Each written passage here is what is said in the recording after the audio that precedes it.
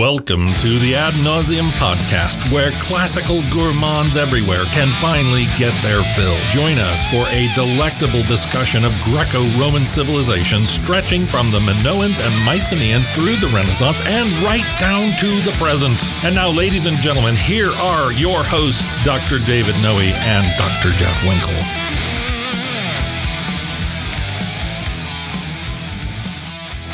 Welcome, listeners, to episode 214 of the Ad Nauseam podcast. I am Dr. Jeff Winkle, as I have been for 55 years now. Well, I don't think you were a doctorate from infancy, were you? No, I am. I've been Jeff Winkle since birth, though. I'm pretty sure. Okay. Yeah. Okay.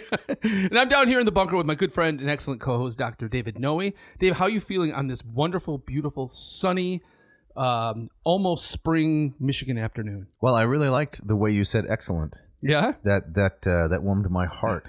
Almost as much as the sun is warming the landscape. Yes. Record temps today, something like 55. Man, I love it. Very warm, very nice. Yes. And what are we talking? And how are you, Jeff? I'm doing just fine. I got to get outside at some point today and revel in this wonderful warmth. Yes. Yep. Do some reveling. Yeah. So this is number 214. That's right. Almost to 300, you might say. Almost, yeah. Just about to turn that corner. With some creative rounding. That's correct. Yeah. Carry the one. You're back in the classroom this week. Spring break is over. It is. Yeah. The spring has been rewound, I guess. And yep. What did you teach today, for example? Today, give the people a taste. This morning I had my Greco-Roman archaeology class. Interesting. We were talking about... Did the students dig it? Did they dig it? Oh, man. We were talking about the Athenian Agora today. I was taking them on a tour through the various Stoa. Nice. And including the Stoa Attalus? Of course, the Stoa of Attalus, right? So the Stoa Poikile? I picked my three favorite Stoa. Uh-huh. It's the Stoa of Attalus, the Stoa Poikile, and I also picked the Royal Stoa because that's where Socrates' trial. Oh, yeah. Yes. Yeah. So are there any remains of the Royal Stoa? It's one of those... that has been bisected by the electric tram. Oh, yeah, that the metro. Through the north side of it. Yeah, that's close to the Stoa Poikile also, right? The painted Stoa. Which is on the other side of the tram and has been kind of partially excavated out from underneath of an apartment building. That's Zeno made that one famous. Yes, he did. Thus the Stoicism. Exactly. Were you using your 3D reconstructions? I was. I was using, not my own. I have not done my own of the Agora, but I found some excellent ones in the... of the Agora and the Acropolis. Right. So the ones I try to make are more off the beaten path because the ones in Athens have been done so many times. Correct. Yeah. I did see recently on the Facebooks your reconstruction. Was it Herculaneum? Yeah. I'm working on the reconstruction of the Villa of the Papyri. Wow. Yeah. Are you reconstructing the papyri also? No. I'm going to leave that to smarter people than myself. Well, yes. as with me, there may be many of those, right? Yeah, exactly. Yeah. Well, that's fascinating. Yeah, that's been a lot of fun. And the kids liked it, right? I say kids, but these are 18 to 30-year-olds, maybe. Yeah, no, they did get into it. I mean, I think I was saying to you off mic about how coming back after spring break is often a tough sell these last few weeks. Yes. But that class this morning was lively and was full of questions, right? So one of the things that I found there's some really excellent reconstructions done in this video game, yes. Assassin's Creed Oh, Odyssey. I've heard of that too. Yeah, it's a little bit over the top. Yeah, but it's really quite realistic and well done. And so we were looking at some of the video game reconstructions. It's amazing what a budget will do, huh? Yeah, no doubt, exactly, and a huge team of people working overtime. But well, I think you should continue on with those reconstructions, Jeff, because I think you're making a significant contribution to those who are studying such things. Thank you. Yeah, I think it's really quite helpful. I mean, it kind of goes back to that trip where we were on when we overheard those students saying, if I see you with a pile of rocks, I'm going to puke. Yeah. And so, I mean, kind of out of that, I thought, well, if we can help people reimagine these things, maybe they'll stop puking. Imagination is the key. It is, as indeed. I like to say. So, Dave, what are we talking about today? Today, we are going to pick up the great poet, the Golden Age poet, Catullus, Gaius Valerius Catullus. We have done one other episode on this individual. I don't remember the number, but it was on his poem number 101, where he says farewell to his brother. Oh, that's right. Ave atque vale. Yes. A very beautiful, beautiful elegiac poem in which he celebrates and commemorates the death of his brother. Yeah. Now we're going to go back to the beginning of his catalog, and we're going to look at three different poems. First, we'll give an introduction, a general introduction to Neoteric poetry and the life of Catullus. Then we're going to look at the very first poem, which is poem number 1. The second poem, which I believe is numbered... 13, right? No, the second poem is Oh, yes, it is numbered 13. Yeah. I was going to make a wisecrack about the second poem being numbered Number 2. No, and then that one is addressed, as we'll see. That one is addressed to Fabulous. Mm-hmm. And then we'll look at number 14 for our third in the selection, and that is to the poet Calvus. Yes. And these, if our audience is familiar with the previous Catullus episode we did, these 3 poems are much less heartrending. That's right. We see a bit of his kind of his cheeky humor. That's right. In all of these. Sarcasm, a little invective. Yeah. Still beautiful artistry. And we're going to talk about the meter as well because it is written in hendecasyllabics. Yes. Who doesn't love a good hendecasyllabic? Man, my favorite songs are in That's correct. hendecasyllables. Yeah. But before we get started, we have just a little bit of housekeeping to take care of. Yep. And the clock is running down on the listeners' opportunity to enter the giveaway. That's right. Maybe we should put the giveaway right here at the front, Jeff, so Let's they do don't it. miss out. Right. So, hey, if you want to win this set of works by Aristotle from Hackett Publishing. Who? Hackett. Okay. Yes. All you have to do is send Dave an email, dave@navseam.com. Don't forget the V. And if you put, what do they have to put in the They have to subject put line? a code word, Yes. which is the name of the co-editor. So this is as a favor to me because CDC Reeve is the fantastic Platonist whom I've known about for a long time. Mm-hmm. Read his works, got to review one of his books, The Republic, published by Hackett. Yeah. But the second guy, Pavlos Kantos, I have the dickens of a time remembering his name. Yes. And I think just, the same way that people always say, there's that podcast with Winkle and that other guy. I want to know what's this particular volume. So it's Kantos. I want to learn the guy's name, Pavlos Kantos. Yes. Put his name, Kontos, in the subject heading, and you will be entered in the drawing, which will take place on March 12, just a few days from now. So you could win your own 2-volume set of Aristotle's collected works, courtesy of Hackett. Yeah. So this will be the last episode which will That's have a right. reminder. That's right. So you better hurry up because time is running out. But this is an excellent set. This is we should again warn them. This is you don't get the fabulous No slip cover. No slip cover, but Right. we gave them some suggestions, didn't we? That's right, exactly. Paper mache.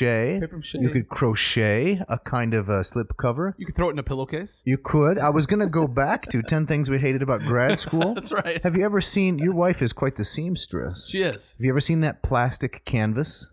Plastic canvas. You've never heard of plastic canvas? No, what is that?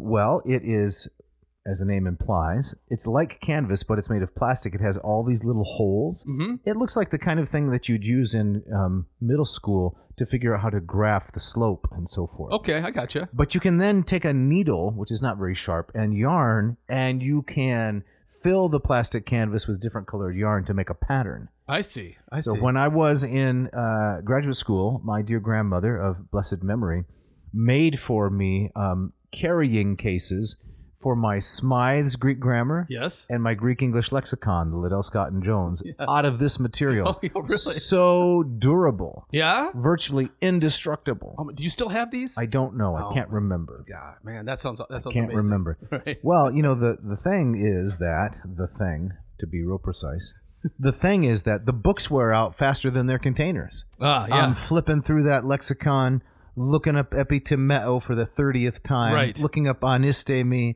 How many meanings does peri have, Mm-hmm. right? Over and over to try to get that stuff to stick. So the book falls apart, but those The carrying case, cases are pristine. last forever. That's correct. I love it. So you might have to make your own if you win the Aristotle 2-volume set from Hackett. Yes. Okay, so now that we have the housekeeping out of the way, Jeff, let's jump right in to the works of this gentleman, one gentleman from Verona, right? Yes. Gaius Valerius Catullus. Yes. Can you set the stage? Well, I mean, this is just a little kind of personal story. Yes. When in undergrad, I don't remember doing much of like specifically on Catullus. I mean, he shows up as in like the the first year grammar. Right? That's correct. He's in Wheelock. Right. Some of his poems, including this one, is in the Wheelock's Reader, 5th edition and beyond. Yeah, but I don't remember studying Catullus specifically. And I got to graduate school. One of my professors there, Daniel Garrison, His first publication was this book called The Student's Catullus. I have that book. Do you?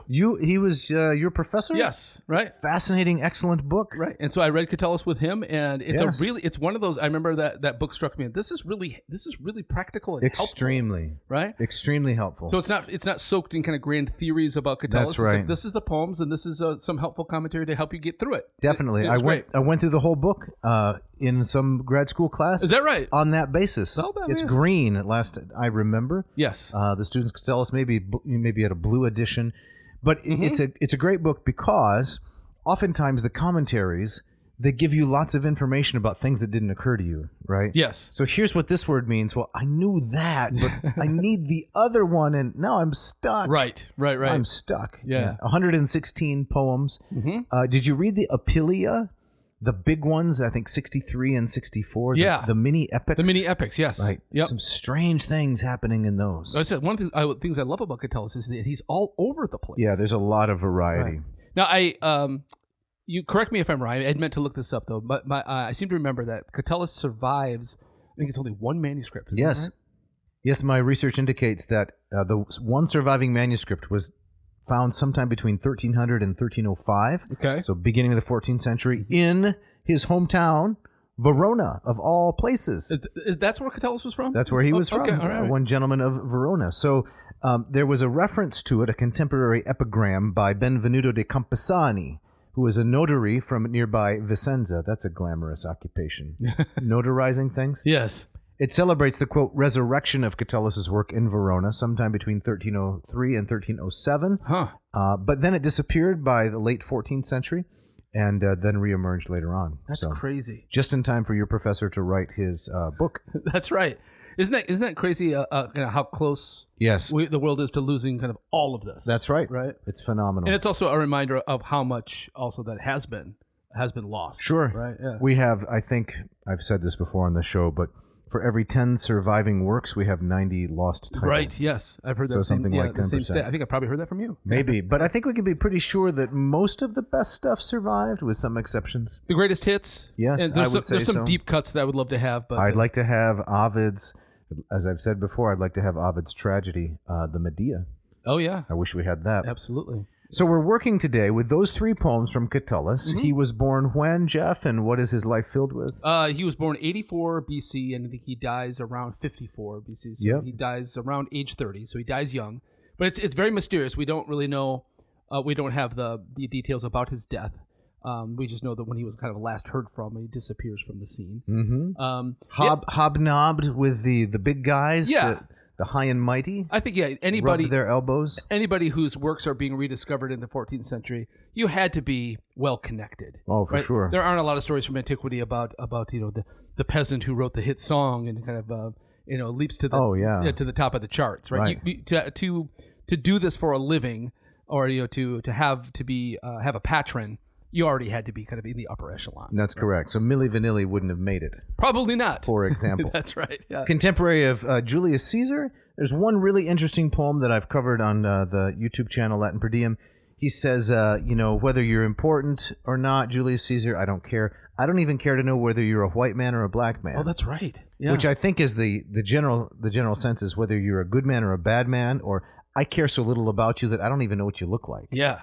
But it's clearly a lampoon, right? Right. It's just saying, I am so checked out of politics that the most important guy in Rome, I don't even care where he gets his spray tan, Right. you might say. Right, exactly. It kind of reminds me of if you read, kind of deep into the comments on some kind of controversial thing. Oh, yeah. Like some actor's got himself into hot water. Somebody will always ask, like, can somebody help me? Who is this guy? Right. And it's clearly, of course, you know who the guy is, but it's an insult to assume that, Yes. I've never heard of you. Exactly. Right. Yeah. Right. So he moved to Rome as a young man, much as did Virgil and any other aspiring poet, Horace, and so on and so forth. Yep. Was he well-to-do?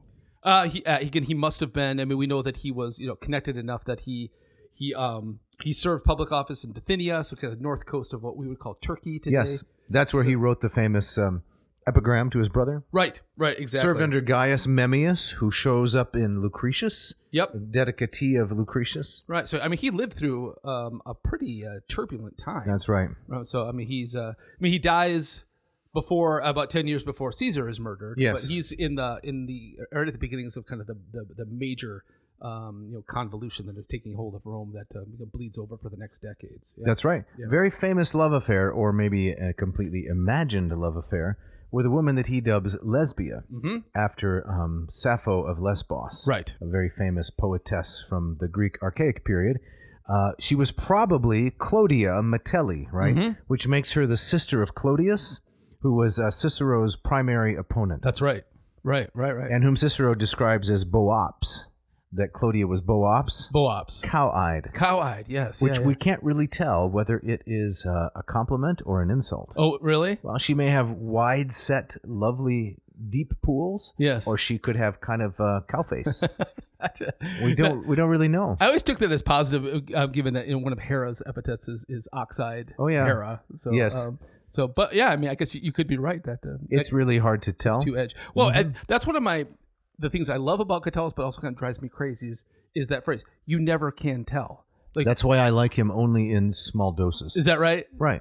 So I have to be in the right mood. So even with Caesar, I mean, the general take is that he was not a fan of Caesar, and there's a handful of poems which seem to take direct aim at Caesar. But is it all kind of leavened by lampooning and satire, and because he seems to be so tongue-in-cheek and sarcastic, yes, exactly. It's hard to know when to take him straight. That's right. Yeah. So his surviving manuscript, 116 lyric poems in a wide variety of meters, including the hendecasyllabics we'll talk about today. There are 25 dedicated to his love interest, Lesbia.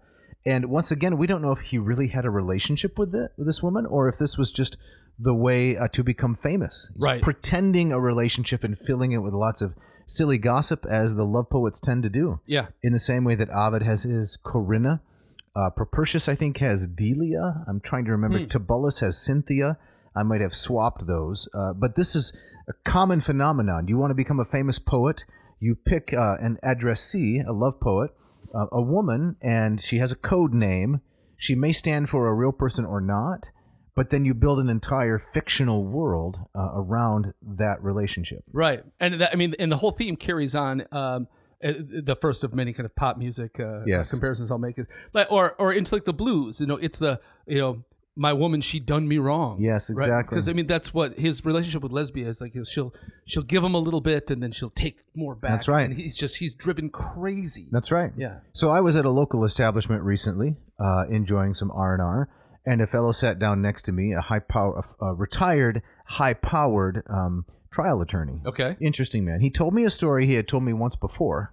So this is somebody you know. Not very well. I only know his name. Okay. He talks to a lot of persons. He forgot that he had told me this story, but I was ready to hear it again. Yeah.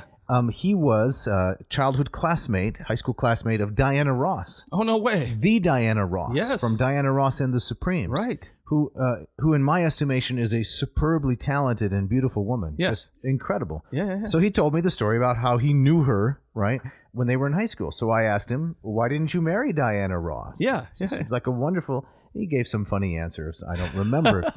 But it reminds me of this phenomenon, right? Having a connection to someone famous like that gives what you're doing a little bit of interest. Yes, absolutely. Yeah, that is wild. So that's probably, that could well be what Catullus is doing. Yeah. So tell me about Neotericism. Right. So Catullus is, my sense, he's amongst the first of the Latin poets to kind of embrace this kind of Callimachus notion of big book, bad book. Right. Mega biblon, mega kakon. Right.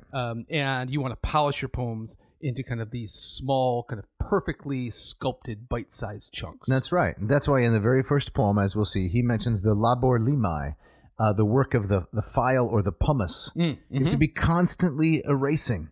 Right. This is revision 23.79. Yeah. In order to get the poem into its perfected state. Now, neoteroi, right, is a comparative Greek adjective that means the younger set, and it was Cicero who gave them this nickname. These punks running around Rome, not interested in politics, but trying to shine poetically. Yeah. And it was meant kind of as a derogatory term. Yeah. Maybe something like upstart, but it stuck as a badge of honor. So you have a comparison here, I think. do. I think this Tell is me one. about it. I hope my audience will forgive me because I'm sure I've made this before. Johnny Pop? Yeah, right. So I see the Neoterics as kind of the punk rockers responding to the prog rockers. And Okay. so you have like in the early 1970s, late 1960s, you have these bands like Yes, writing these long, convoluted, complex musical pieces, often laden with mythological imagery. They're taking up a full side of an LP. And the punk rock movement comes along, deliberately kind of shaking their fist and popping that balloon and say, we're going to write super fast, super short songs as almost the complete antithesis or antidote to that. I see. So, yeah, the one I wrote down is if you compare the song Close to the Edge by the prog rock band Yes, because mid-70s. So Yes is a prog rock band. Yes, right. Okay. And that song is 18 minutes and 43 seconds long. Wow. And you compare that to just a couple of years later, you have the Ramones, a famous New York punk band. Is it Johnny Ramone? Is it Johnny and Joey and Dee Dee. But their name is Ramone? That was the name they adopted for the band. They all took on these personae, right? Got it. And I just chose for comparison their song Judy is a Punk, which clocks in at a very efficient 1 minute and 32 seconds. Wow. So that's a strong reaction. Yeah. And punk there doesn't mean as it would be used today. It means she's a punk rocker? She's a punk rocker. And that's a good thing. That's a good thing, exactly. So this is kind of in praise of Judy. Yes, exactly. Got it. Now, where the comparison falls apart, from what you were just saying, is that punk rock is not famous for people spending days polishing their lyrics. No, it's more about what comes out in the moment, right? So I thought that Cicero kind of complaining about these punks running about town. If you consider what they're doing artistic-wise, they're very, very keen on getting it perfect, right? So they're not punk rockers in that sense, but they are punk rockers in that they are kind of maybe taking a complete 180 away from kind of the bloated epic, right? I think that's a really helpful analogy. So to summarize quickly some of the features, the main features of the Neoteric movement, as we said before, we've got short epics, apilia, lots of learned allusions and references, something we'll see in Ovid. We have ekphrasis. How would you describe an ekphrasis or an ekphrasis? Yeah, using kind of poetic speech to bring something inanimate to life. Okay. Yeah. Right. A focus on a polished, exquisite style, and Catullus is this primary surviving representative having revolutionized Roman poetry. So way back when we were going through the Aeneid series, we talked about the ways in which Virgil uses some Catullus and Neoteric elements, blending them with Greek tragedy in Book 4. The death of Dido. Right. The Passion and so forth. Virgil's borrowing from poets like Catullus. Right. So just place. to orient this chronologically, Virgil comes later. Right? Correct. Yes. Younger contemporary. Yes. No doubt they would have interacted to some extent. Yeah. But Virgil was the younger man. Yep. All right, so now we turn. I'm not going to use that other word. Please don't. We turn to poem number 1, the one that begins the entire volume, the entire set, and let's talk about hendecasyllabics for a minute. Please. I find the meter quite awkward. Yes. Right? I mean, it's 11 syllables. It is. Right? And yep. so that doesn't make for a good pop song. Doesn't seem like it. No, the word hen is the Greek noun, Greek adjective 1, deca, of course, meaning 10, so hendecasyllables. You begin with 2 long beats, dum, dum, so that would be a spondy. Then you have a dactyl, dum, dum, dum. And after the spondy, the dactyl, then you have 2 trochees, long, short, long, short. And then the very last foot, right, is typically a long and then what we call an anceps, which means that the syllable is unmarked according to convention. Right. Could be long, could be short. Sometimes a line is hypermetric. If you give it too much sugar, it will get a little hypermetric, which means it can bleed into the next line. Yes. Even. Yeah. Now, my understanding is, unlike a line of hexameter, it's a fairly fixed meter that you can't substitute like a spondy and a dactyl around. That is my understanding as well. But there are certain resolutions that can take place. Okay. Where you can substitute a long for a short, etc. Okay. So should I read a little bit of it before we please start do. to discuss the content? And then we're going to look at the great translation of one Peter Green of Brackish Tang fame. Yes. Yeah, please. This is Catullus 1. That's right. Let's read some Latin. All right. So it goes like this. Qui dono lepidum novum libellum, ardrida modo pumic expolitum, cor neli tibi nam quatu solebas, meas es sal liquid putar dranugas, iam tum cumau successu nus italorum, omnium tribus explicar recartis, doctis upeteret laboriosis, quadraba tibi quid hoc libelli, qualacum quado patrona virgo, plus uno maneat perenne cyclo. Very nicely done. That's the whole poem. Yeah. No, I said that I found the meter awkward, but hearing you read it, Not so bad? It sucks me in. It's growing on you a little bit. It is. Yeah, I love it. I tried to get all the quantities right. At the very least, I think we were able to establish some rhythm. Right. Now, before we turn to Green, or maybe Green talks about this, Yes. is of course, certain meters would have been associated with certain types of thematic elements to a story or a particular emotion. It was where the hendecasyllabic meter, was that meant to kind of say, oh, you hear that meter and say, I'm expecting this kind of story. Right. So Peter addresses this. I'm going to call him Peter since we were briefly acquaintances. On page 32 of his nifty little volume, which we'll be relying on, in the section entitled The Catullan Meters. So an iolic form, i.e. one with a central choriambic nucleus. Okay. This is long, short, short, long. That's a choriamb. I like a good choriambic nucleus, don't you? Oh, without a doubt. Like in a Snickers bar or something? Exactly. The nougat. Sometimes known as Phylakian after the 4th century BC Greek poet Phylacus. The hendecasyllabic line is not common in Greek lyric, though it does occur in tragic choral odes and also in Attic drinking songs, called scholia. Nor is it found in surviving Roman literature till the last century of the Republic. It was Catullus and Calvus, to whom he addressed the poem we'll be covering, who popularized it. 43 of the first 60 poems in Catullus's corpus, the so-called polymetric group, are composed in this meter. Its dancing, perky rhythm, as Tennyson saw, is ideal for witty squibs, and verse d'occasion. This is some French. You can't read any Peter Green without a healthy dose of French. Is that right? French and German mixed in. Okay, all right. So normally, as its name implies, the hendecasyllabic line is a poem of 11 syllables, a line of 11 syllables. But in a couple of them, 55 and 58, Catullus sometimes collapses the two central short syllables of the choriamb, long, short, short, long, into one long, thus producing a decasyllabic line. Okay. In other words, sometimes, I'll just make it 10. Is what he says. Sometimes his line doesn't go all the way to 11. Oh, man. His line sticks at 10. That's very punk. Exactly. Thus, the main building block is an iolic choriamb, prefaced by either a spondi, long, long, or less commonly a trochee, long, short, or even an iamb, short, long. Are we still tracking with this, or are we stretching the patience and credulity of our audience? Does Green A got any more there? Or there's more. There's more? Or maybe we should wrap it up here. Yeah. Well, I mean, it strikes me that it seems very in keeping with the mode of the Neoteric poets that you would pick a meter that was not very familiar. Correct. Right. So that the point of it is to kind of throw something at your audience that they'd be only vaguely familiar with. That's right. And kind of make it your own. You've got to be a little bit esoteric. Yes. Got to be a little bit out there and put your own mark on it. Right. So we read through then the Latin, and before we turn to Peter Green and have you read some of the translation, I wanted to just say a little bit about this book. So this was translated by Peter Green, published in 2005 by the University of California Press in Berkeley, dedicated to his wife, the also deceased Karen M.C. Green. Karen was my advisor and mentor. Oh, that's right. At Iowa. Yes. So he dedicated this book to her. It's a lovely volume. And so in this volume, Peter has translated all of the poems into very contemporary English, and he has left commentary and other remarks which are really helpful in terms of accessibility. But before you read the translation, I'd like to read just a little bit here of the preface. Please.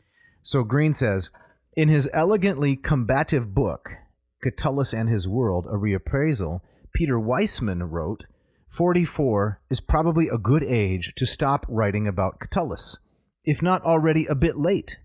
End quote. Out of step as always, says Peter Green, I find myself beginning to write about him when just 2 years short of the age of 80. Oh, wow. So he was 78. Man. I can only plead that this vespertinal engagement... evening. Come on, Peter. Comes as the conclusion to a lifelong love of his poetry. The epigrams and long works no less than the better-known polymetrics. culminating in a task as enjoyable as it was challenging, a fresh translation of the entire canon into forms as near their originals as ingenuity and the limitations of the English language would permit. Huh. Man, that's great. He can really turn a phrase, Yes, he can't can. So interesting. Now, Jeff, could you read to us the translation of Poem 1? Yes. Now I'm just looking at the volume here. Right. It's really set up like a lobe. Oh, okay. So on the left side you have the Latin, and on the facing side you have the translation, which I love. It's much larger, though, than a lobe, right? And yes. This is not the pocket size. No, it's presented a little bit nicer on the page. It is. So how does he take that first poem? He does. He translates, who's the dedicatee of my new witty booklet, all fresh polished with abrasive? You, Cornelius. For you always used to feel my trivia possessed some substance, even when you dared, the lone Italian, that great three-decker treatment of past ages. Scholarly stuff, my God, and so exhaustive. So take this little booklet, this mere trifle, whatever it may be worth, and, patron virgin, let it outlast at least one generation.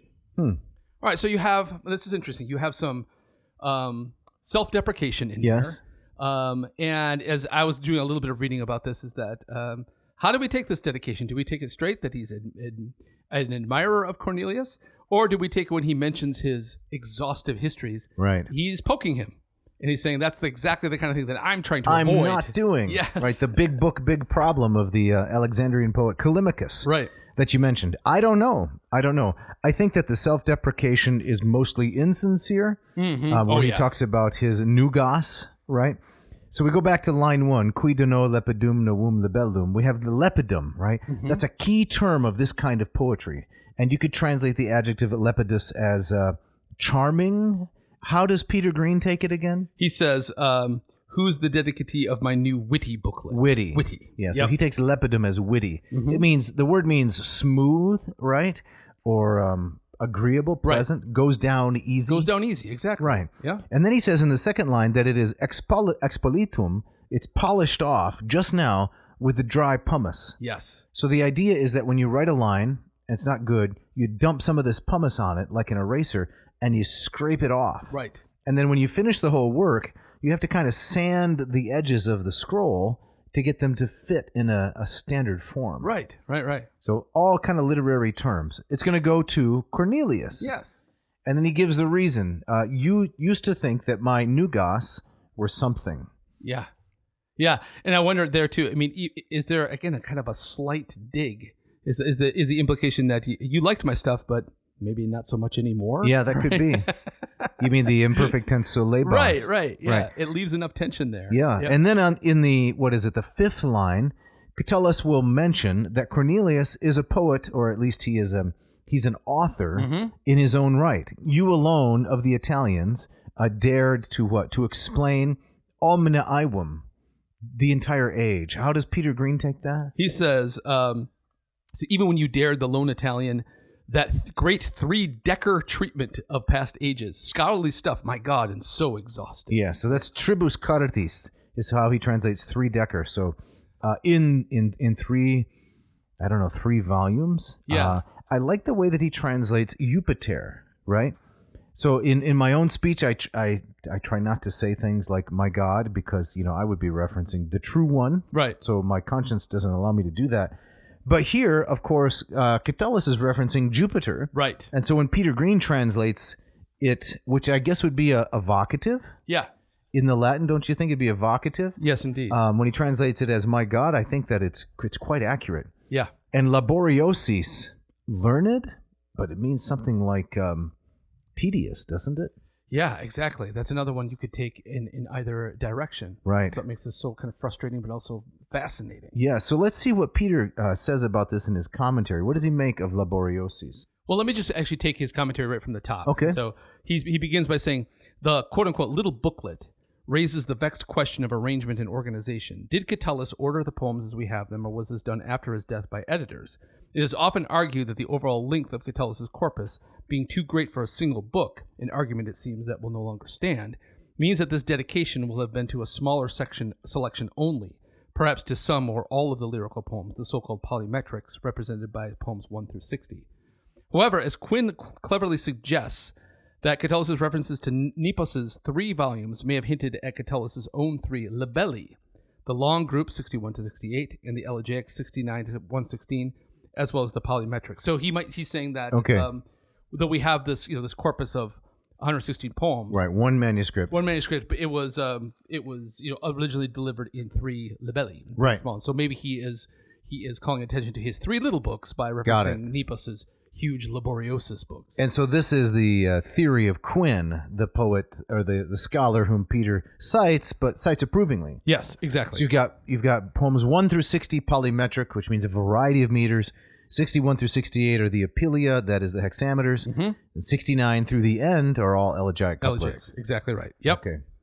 But he doesn't say much about whether it's tongue-in-cheek, referencing the laboriosis cartis. No, not so much about that. He's much more he's much more interested in Catullus's relationship to Nepos and in to what degree is he trying to mimic Nepos. Right.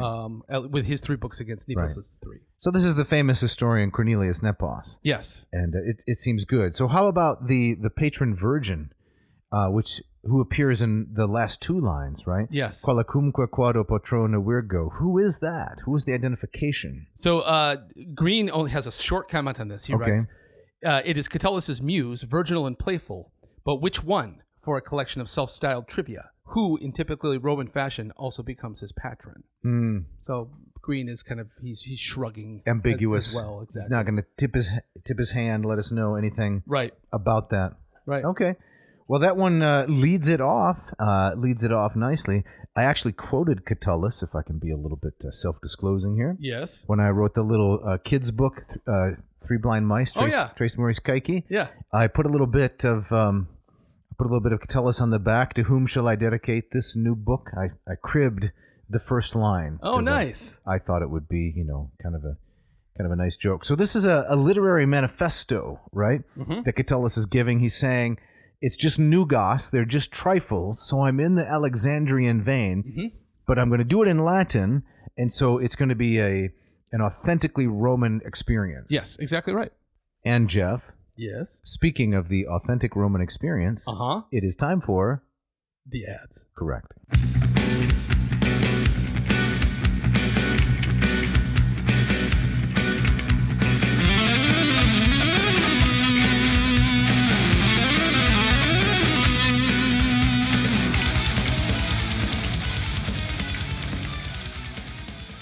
This episode of Ad Nauseam is brought to you by the wonderful people at Hackett Publishing. We love these guys. They've been with us since pretty much the beginning. That's right. Over 5 years now. They took a chance on us, and they are sticking with us. And so we're really appreciative of the support that they've given to this podcast. And now you, too, can support this podcast by going to hackettpublishing.com. Check out that website. You will find this amazing selection of books, all throughout the realm of classics, but many other different corners of academia, history, religion, philosophy, whatever you want. You're going to find it there. South American studies, East Asian studies, yes, contemporary philosophy. How many times have I used their version of Descartes' Meditations on Philosophy? That is the standard for all intro philosophy courses, I think, just about across the country. Affordable, very manageable and approachable. Sometimes multiple translators for a single author, as with Ovid. I know you love so much about the Stanley Lombardo translations. I do. And you're also a little bit inclined, I hear, to their covers. I love the covers. I love the artwork. It's so clever. My students who are always looking to save a buck, they love how affordable these things are. I for many semesters now, I have ordered Hackett's translation of the Odyssey by Stanley Lombardo, and my students love it. It's so readable, it's so attractive, and it will not break the budget. So this is what you need to do, please, dear listener. You want to build your library from the ground up? Good idea. A fundamento, as we would say in Latin. Go to hackettpublishing.com, Hackett, make some selections, drop them into your grocery cart with the squeaky wheel, and then at checkout, enter this code. Yes, AN2026. That's AN as an ad nauseum, right? Plus the current year, which is 2026. That's right. For about 9 more months, something like that. And then what do they get, Jeff? They get 3 wonderful things. They will get 20% off their entire order. They will get free shipping, and perhaps most importantly, they will have the joy and knowledge that they have helped our humble little podcast. Thank you so much. Check it out. This episode of Ad Nauseam is brought to you as well by our good friend, the Tucson, Arizona-based oil painter, Juan Della Chelpka. Do you want art, Jeff, that can really speak to your story? Of course I do.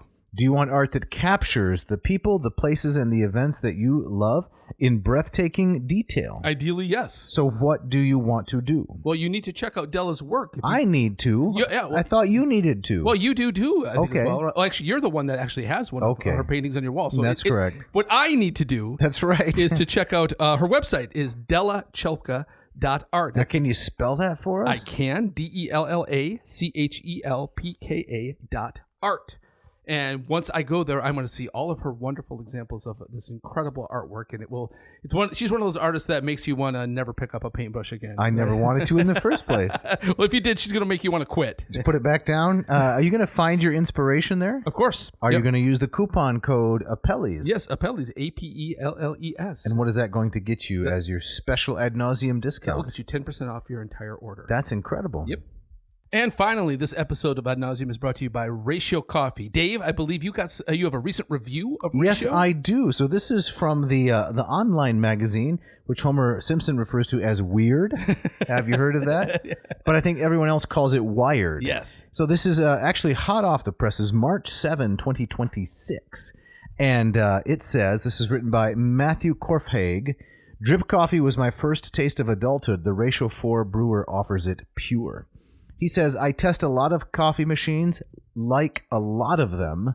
The Ratio 4 is the first small batch brewer I use to try new kinds of coffee."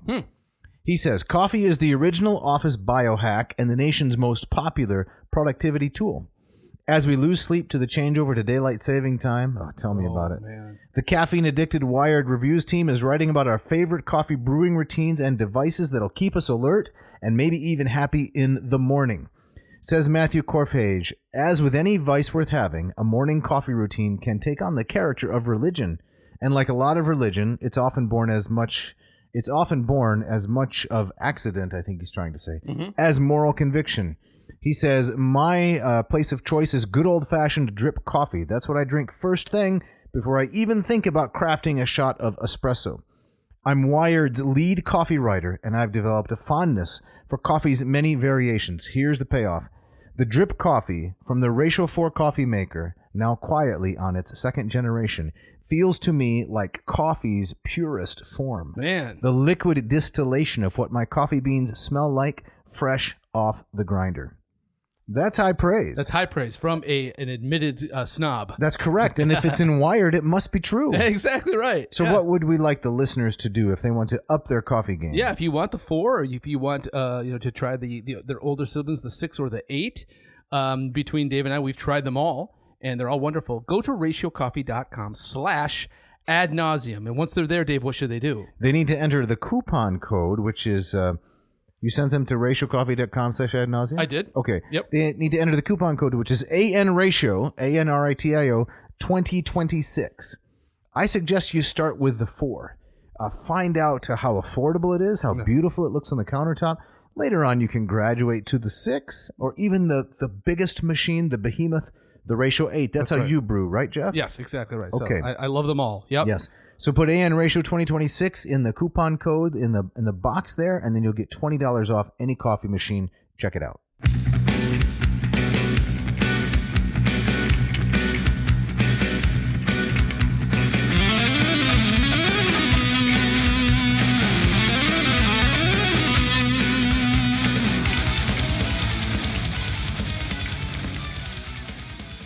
All right, Jeff, as we pick back up here after the break, we're moving on now, aren't we? Yes, we are. And this is one that I remember from my Wheelock text way back in the day. This is the one that was excerpted, and it's delightful. It's funny. It's weird. It's got everything that you want from Catullus. That's right. Hits all the switches, pushes all the buttons. Yeah. Do we want to read a little bit of Latin? Probably won't read the whole thing. It's quite long. Yeah. But just a little bit. Can you take us through like the first 5 lines? Sure. So it would sound something like this. Que nabis bene mi fabulapud me. Pauci si tibi di favent diebus. Si te catuleris bonaque magnam. Que nam non sine candida puella. Et vinet salet omnibus cacinis. I cheated, Jeff. Did you cheat? I did 6 lines. Oh, yes. Well, I was having so much fun. That's excellent. Yeah, thank you. So this is dedicated. Did I do 6? Yeah. No, I did only 5. Was it 5? I just can't count. I should stick to the poetry. Can't talk either. Okay, so what does Peter Green say? How does he translate these lines? He translates, "You'll dine well, dear Fabulous." Fabulous? How do you say? Fabulous, I think. Yeah. You'll dine well, dear Fabulous, in my lodging one day soon, if the gods look on you kindly. If you bring along a good and lavish dinner, not to mention an attractive girl, plus wine and salt and witty stories. If, I repeat, you bring this lot, old sweetheart, you'll dine well.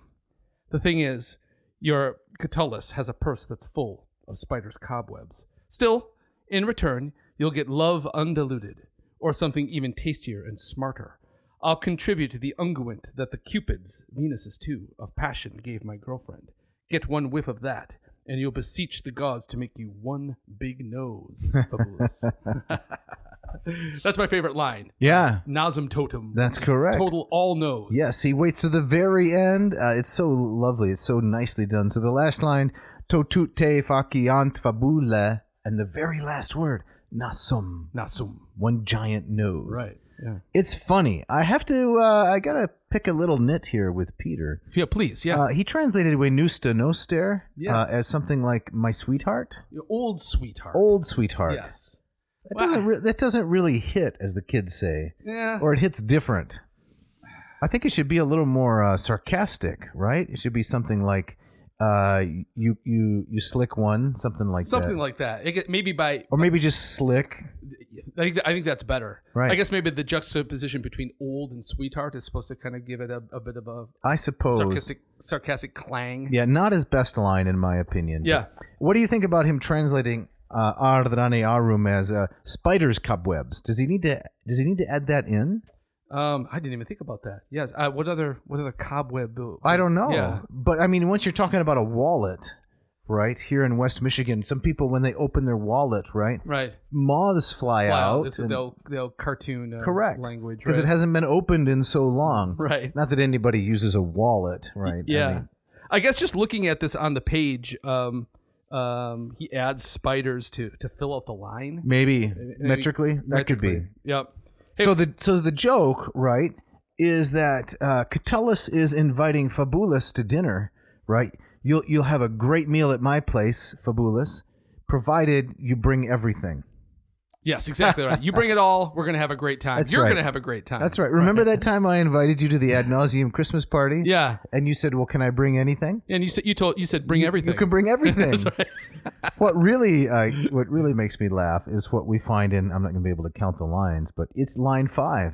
So bring the wine, bring the condiments, sala, and bring all the entertainment. Man. Omnibus cacinis, all the laughter. Right.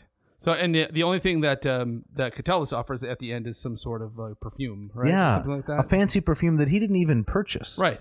So when we get down to it's the antepenultimate line, I don't know what the number is, but Donardunt Veneres Cupidinesque, which the Venuses and Cupids gave my girlfriend. Mm-hmm. So I guess some rich lover gave to Clodia or Lesbia this, I don't know, what's a famous wine? Perfume. What do you wear? Is it all Axe? Is that what you're on? all Axe, exactly. Older right. Spice, maybe? What was the one that, Dracar Noir? Do you remember that one? I don't know that one. In college, every guy had that in his cabinet. Calvin Klein, maybe. Right. Oldest Spice. I think we're on to Oldest Spice. Oldest Spice. By this time. By Menon, if I'm not mistaken. Of course, right. So some rich lover of Clodia or Lesbia gave Clodia this container of perfume. Right. And now what is Catullus doing with it? He's going to regift it. Exactly. It's like a third level gift. Right. Someone gave it to Clodia. Yep. Clodia gives it to Catullus. And now Catullus is going to give it to Fabulous in exchange for bringing the whole party scene. Right. So that amps up the joke. So even the one thing that Catullus is bringing is something that's been regifted twice. Given to him. That's right. Right. And he says, which, when you shall have smelled it, when you will smell it, you'll beg the gods. Did he say beseech? Let's see here. Yes, you'll beseech the gods to make you one big nose. What do you think of that choice? Beseech? Well, beseech is right now an archaic word. Yeah. So it strikes me if you got to pick a diction and stick with it. Yeah. Yeah. That's what I'm thinking. Yeah. No, I'm with you. Easy for me to criticize the late great Peter Green, right? On which we've built this whole podcast. But there's a couple of weak links here. I mean, if you're going to try to be what's au courant, then don't use words like beseech. Yeah, fair enough. Okay, but then delaying to the very end, you beg the gods to make you one big nose, right. all nose. Here's another nitpick with Green, though. Oh, I think he should have ended his translation to land it on the nose. He ends one big nose, fabulous. That's right. I don't know. He switched fabula and nasum, he did. Which is what the Latin has, right? Right. And what else is really interesting for you Latin teachers out there who are listening, and even for those who aren't Latin teachers, the first word of the final line is totum. Right? Yes. The whole thing, but you have to get to the end of the line before you see what it modifies, which is nasum. Nasum, yeah. So I have, the first time I read this, I have in my mind's eye the picture of this giant nose with little bitty feet walking around. Yeah. You beg the gods to make you all nose. All nose, yeah. Great stuff. Great. Okay, so now we move on then to the final poem that we are going to cover today. And this is number 14. Is that right, Jeff? That is correct. Yep. And this poem of our three is the longest. It clocks in at 23 lines. Whoa. So you don't want me to read the whole thing in Latin? How about look with the last one, do the first 5? Okay. All right. So this is ad calvum poetam. So to the poet Calvus. And it would sound a little bit something like this, if I can count the lines properly. Nite plus saculis me is amardrem, iucundissime cave muneristo, odissem todio vatiniano, nam quid fecego quid vesum locutus. Wow, I almost messed it up there. And that's only 4 lines. 4 lines. One more. All right. Cur me tot mala perder res poetis. Excellent. Thank you. Right. So in line 4, I almost missed the elision between facie and ego. There we So go. what's an elision, you ask, dear listener? If you don't know, it's when one word ends with a vowel or an M and the following word begins with a vowel or an H. The words are pronounced together. That's right. You slide them together. Yep. So this poem is dedicated to Catullus, who you mentioned before. So he was, along with Catullus, the other poet who is known for popularizing this meter. The hendecasyllabics, yes, according to Peter. And Catullus means something like bald. Right. The name means bald, so we could call him Baldy. Baldy. Yep. Well, let me read Green's translation. I would love to hear it. More than my own eyes, I love you, Catullus, you great tease. Were it not so for that ghastly gift of yours, I'd hate you like Vatinius. What did I ever do or say to make you finish me off with all these rotten poets? May high gods heap troubles on that client who sent you such a parcel of blasphemers. Still, if, as I suspect, this new recherché gift came to you from Sulla, man of letters, I don't take it amiss, but am delighted, seeing that all your work has not been wasted. Great gods, what a disgusting little booklet. And you carefully chose the time to send it to your Catullus, so that you would kill him on that best of all days, the Saturnalia. No, you won't get away with this, you smartass. First thing tomorrow morning, I'll go round the bookseller's stalls, buy Caesius, Aquinas, Sophinus, all the poison on the market, pay you back with a counter-dose of torture. Meanwhile, you lot, out, back where you hauled your bad feet from, time's trash, appalling poets. Huh.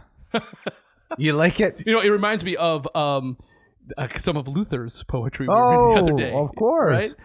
Yeah, Luther was inspired by Catullus, but also Martial and Juvenal. Right. Yeah. So here, Calvus, again, this strikes me again very tongue-in-cheek. He's quote unquote thanking Calvus for this gift of horrible poetry. Right. And he's lamenting kind of how bad it was, and so he's gonna go to the market and buy the worst poets that he can find and send them back to Calvus. Yes, we've talked about this phenomenon before, right? How I don't like it when people give me certain kinds of gifts. Oh yeah, exactly. Some things I'm just too picky about. Okay, Right. I take that back. Everything I'm too picky about. But I often likened it to, would you give a dentist dental tools as a gift? Yes, right. Right? You're a musician. You like to choose your own plectra. Of course. Right? Of course, You yes. wouldn't give a musician, if it's part of their identity, Right. a gift because it might miss. Right. It's tricky because you know that those kinds of gifts come from the warmest of places. You're right. People want to connect with you, and they're You're showing that right. I know that you love this. I know you like books. Right. So here's one. Right. But it's to me it's kind of dangerous. It is dangerous, right? Because it way more the miss to hit ratio is huge. That's true. Right. So that seems to me like what's going on in this poem. Yeah. Right. And Calvus, what has he done now? He's sent Eucundissa Macalwa. He has sent to Catullus some really wretched poetry. Yeah, really wretched poetry. And along the way, he takes time to insult a bunch of people. Yeah, so the first guy that receives the insult is Vatinius. Vatinius, yes. So that Vatinian hatred. Yep. What did I do? What did I say? Why are you wrecking me with so many poets? Right. Just one miss after the next. And then he suspects that this gift came to you from Sulla, man of letters, which I am not taking at face value. No. Right? So the word man of letters is how... the phrase "man of letters" is how Peter translates literator, which is very nice. Yeah, very nice. Yeah. So that's deeply sarcastic. And then all of these poets that he names at the end, Caesius, Aquinas, Cephanus, all of these, he's insulting by saying, "This is my payback torture." That's correct. I'm going to send you all these guys. I'll gather all the poisons, he says. Omnia colligam venena. I'll gather up all these poisons. And it falls into, I think we've also used this comparison. It turns into like a rap battle. Let's be honest. You have used this comparison. That's I true. have never used it. No. The East Coast versus West Coast rap battle. You seem to know exactly what you're talking about. Because you've referenced it. Maybe every other episode. Right. I don't even know who's involved. Snoop Cat. So yeah, this is Snoop Cat dropping some 3-pack Shakur. Dropping some insults. Okay. And he's expecting that 4-pack is going to pick it up on the other coast. He's going to get insulted in return. Right. So it's a game. It's a game. It's an invitation to kind of I'm shooting at you, now you shoot back. How come we never did that when we were colleagues in the same institution? We should have. We should have spent a lot of time excoriating one another. Yeah, it's a huge missed opportunity. I was hanging out with some friend. He better be listening because he told me at one time he really loves the titles. I was hanging out with him this past summer, and he said something that I thought was very wise. He said, men in particular who don't know how to make fun of each other and insult each other. Yeah. He said, I don't trust them. He said, I don't hang around with, talking about male friends who can't, kind of throw down with the insults. Yes. And I thought there's something wise about that. There's something very wise about that. That is so I said to him, I'm really surprised an ignoramus like you would know that. Sorry, I interrupted you. No, I mean, I think that's a very kind of uniquely kind of masculine way of bonding, and something that because I do this with my friends all the time. That's right. And my wife just shakes her head. And why do you do that? And it's like, how is Steve not insulted by that? Well, you don't expect me to express my true feelings, do you? Right, to mask it. Come on. Yeah, that's exactly right. Yeah. So that's part of what's going on in this poem. What about some of the literary interest? What are some nice turns of phrase, either in the Latin or in Peter's translation, that stand out to you? Yeah, I like line 16. Okay. Just for the staccato nature of the rhythm. Non hoc tibi falsi sic abibit. And so it's really kind of it's rapid fire. But what do you think of the choice of him translating false as the smart donkey in that line? I don't know. It's a vocative, isn't it? It is. So this won't depart from you. Smart. Oh, I get what you're saying. Yeah. We had to beep that part out, I guess, for our family audience. Yeah. It's okay. Honestly, I would say, in defense of Peter Green, accurate. Accurate, fits the tone. Not very imaginative. No, that's true. Not very imaginative, because asene, right? When you call someone asene or asella, using the vocatives of asenus or asellus, you're talking about stubbornness. Yeah. Or failure to understand something. Right. Falsus means untrustworthy. Yeah. But I don't know if there's a single word that catches that, or a short phrase. Yeah. And I'd also like to point out, it is incredibly easy for me to play Monday morning translator, quarterback. Right. And that's why I do it, because it's so easy. Right. Peter wrote the whole book, and I'm just taking little pot shots. Yeah. Is there something from these lines that, like, stylistically, that jumps out at you from the Latin lines? Yeah, from the Latin. Well, I really like what comes. I guess it would be a few lines before that, where he says, "Di magno ribellet sacrum libellum." Great gods. That's a nasty and yet sacred, sacrum, little book. Yeah. I like that line. How does Peter translate that? He says, "Great gods, what a disgusting little booklet." And so he doesn't really get sacrum. No, he kind of avoids the sacrum. Right. That's interesting. Well, there's a common translator's trick that I encourage my students to use, and that is it's often very nice to combine two adjectives in Latin into one in English. Yeah. Maybe disgusting gets horribilet sacrum, or to go the other direction, take one Latin adjective and expand it into two English ones. Yeah. Because what you're really after is the meaning, I would say. Obviously not a word-for-word correspondence. Exactly. That's that very difficult yes. Needle to thread. That's right. But look at the very last two words in the poem, pessimi poetae. Yeah. These super wretched hacks. Yes. And with the That's plosive right. there, right? That's right. Yeah. Alliterative. How does Peter take those last two words? He says, just the last two lines say, "Meanwhile, you lot out, back where you hauled your bad feet from, time's trash, appalling poets." Appalling poets. Yep. So he did save the final two words of the Latin He did. for the final two English words. Yes. And he got the alliteration because appalling and poet is alliterative. Yeah. And I like how he kind of you drag your bad feet. Right. So you get both kind of the overlap of kind of both the rhythm, but also the actual feet on your body. Well, you're going to have to explain that a little bit in case the audience missed that. I know they don't miss anything, but right. Foot is a double entendre. Yeah. So foot in terms of poetic terms, a line of a hendecasyllable is got 5 feet, right. five divisions. Yes, right? or 5.5. Five and a half, right? And so he's making a metrical. Well, in Peter Green in his translation is making a kind of metrical pun. Correct. on poetic feet, but also like get yourself out of here. Correct. Right. It's excellent. Yeah. And it reflects Catullus really well, who uses the word pedem. Yeah. Well, I think we got to wrap it up here. I don't know. do. Is there anyone in particular banging down the door? It looks like today we have abandoned Faygo Yes. and other Michigan-based soda Yeah. for one of the name brands. Right. What I heard was Yes. it was kind of a union of plastic surgeons out there. Oh, really? They heard about some kind of giant nose, and they want to get interested because they think they can help. They want to do some rhinoplasty. They do want to do some rhinoplasty. Isn't that a fun word? Right, yeah. Speaking of rhinoplasty, Yes. here's Jeff where you can plug one of your online courses. Oh, this is my online courses. I'm thinking this would be a better time for you to plug yours, Dave, because I don't have them and you do. Okay, but Yeah. I was hoping you could do some of the work for me. If you want to learn Latin, you want to learn how to read hendecasyllables or maybe elegiac couplets or even hexameters, I can teach you. Please go to latinperdiem.com and check out my intro Latin course based on Orberg's LLPSI. It will take you ab initio from the ground up. Yep. If you want to study some Greek, check out Moss Method. It exists right now in 3 modules. I have taken the last 30 years or so of my study of Greek and compressed them into these courses. I am completely persuaded this is the best value available for learning Greek online. It has everything you could want in a Greek course, interesting material, very close guidance, work at your own pace, and it's highly affordable. So you will not regret. And the office hours, Jeff. I love which the is office hours. Something that you love. That's right. You bring people together from all over the world. That's me, bringing digitally. people together. That's right. yeah, it's so cool. I love it. And we have use the coupon code 10+. Yes. To get 10% off your entire order. Yeah. We need to thank some people. Yes, as always, Mishka, our wonderful engineer, who turns this around, cleans it up, and just puts out such a wonderful professional product that makes us look good.